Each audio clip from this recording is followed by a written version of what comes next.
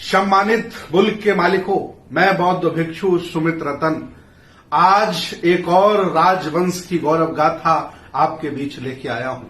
उस राजवंश का नाम है जट जाट राजवंश।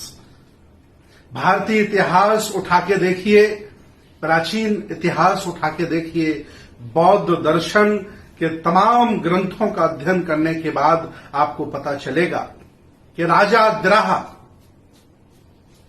जाट परिवार के थे और उन्होंने चाइना के एक स्टेट में जाकर के अपने राज्य की स्थापना की थी। आज भी चाइनीज इतिहास में दर्ज है राजा द्राह का नाम। आज भी उन्हें यूती वहां कहा जाता है चाइनीज भाषा में।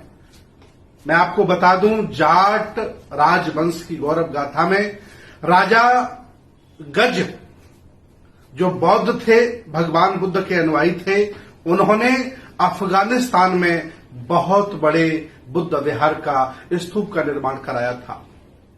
बाद में अफगानिस्तानियों ने, तालिबानियों ने उसे डायनामाइट से उड़ा दिया था। इतना ही नहीं, राजा चित्रवर्मा जो बौद्ध थे, इन्होंने अपनी राजधानी बलूचिस्तान में बनाई थी और वहां से वो पूरे देश में पूरा शासन संभाला करते थे। आगे चलते हैं तो पता चलता है कि जिसे हम जाट लैंड कहते हैं, हरियाणा का वो भाग, राजस्थान का भाग, उत्तराखंड का भाग, दिल्ली का भाग, पंजाब का भाग और कुछ यूपी का भाग मिलाकर के यहां बहुत सारे जाट परिवार के लोग रहते हैं, जिसे आगे चलकर के, हालांकि जाति का मतलब जन्म लेना है, लेकिन बांटने वालों ने इसे ऊंची जाति नीची जाति में कन्वर्ट करके लोगों को बांट दिया है। इस जाट राजवंश के लोग जाट लैंड में अलग अलग छोटे रजवाड़ों में राजा रहे, जिनका जिक्र भारतीय इतिहास में मिलता है।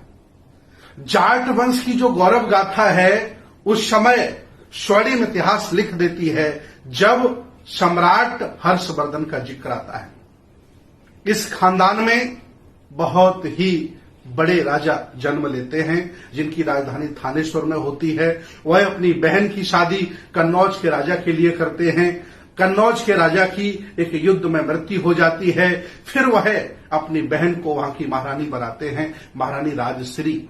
लेकिन राजश्री जब अच्छे से शासन को नहीं चला पाती हैं, तो सम्राट हर्षवर्धन अपनी थानेश्वर की राजधानी को छोड़ करके कन्नौज आते हैं और यहां शासक बनते हैं। और पहली बार वो अरब देश से वैज्ञानिक लोगों को बुलाते हैं